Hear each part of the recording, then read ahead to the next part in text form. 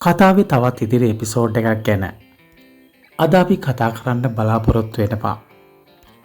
දෙවෙනි නිමි කතාව මුල ඉඳන්ම බලපු කෙනෙක් නම් අපි ඔයගොල්ලන්ට අමුතුවෙන් කිව යුතු නැහැ.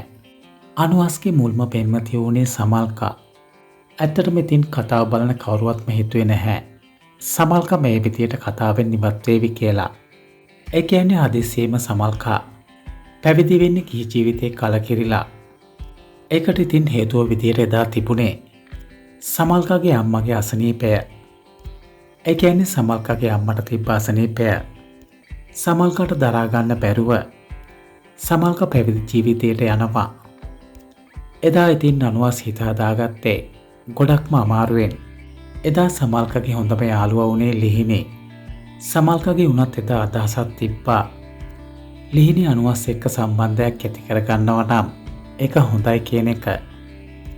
ඇත්තටම සමල්කාගේ විතරක්ම නෙමෙයි එදා කතාව බලන ප්‍රේක්ෂකයෝ බොහෝ පිරිසක් අනුහස් ලිහිණි එකතු වෙනවට ගොඩක්ම කැමති වුණා. ඉතින් ඔය අතරේ තමයි කතාවට ආක්ෂා එන්නේ. ඇත්තටම ඉතින් ආක්ෂා කියන්නේ සමල්කාගේ නංගි. ආක්ෂා කතාවට ඇවිල්ලා වැඩි දවසක් නැහැ. සමල්කාගේ අම්මට හොඳටම සනීප වුණා.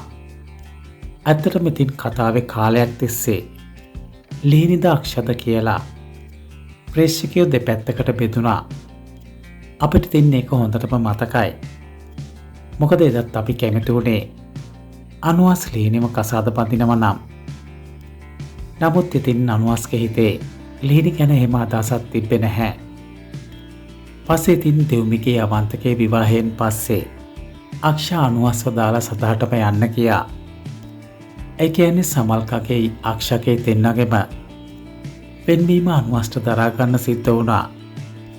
කොහොම ඉතින් ඊට පස්සේ කාලයත් එක්ක අනුහස් ක්‍රිකට් ටීම් එකට තේරිලා තාත්තා වගේම අනුහස් ක්‍රිකට් කෙනෙක් වුණා. ඉතින් ඔය අතරේ තමයි සමාධි කතාවට එන්නේ. කොහොම ඉතින් මේ වෙද්දී බොහෝ ප්‍රේක්ෂක පිරිසක් අනුහස්ගේ විවාහය ගැන එක මත දැරුවා. ඒ කියන්නේ අනුහස්ට කවදාවත්ම ගෑනු ළමෙක් හරියන්නේ නැහැ කියලා ප්‍රේක්ෂකයෝ පිරිසක් කියන්න ගත්තා. ඒ කියන්නේ ඉදිරියේදී අනුහස්ට සමාධිවත් නැතිවේවි කියන මතය ප්‍රේක්ෂකයෝ අතරේ තවමත් තියෙනවා.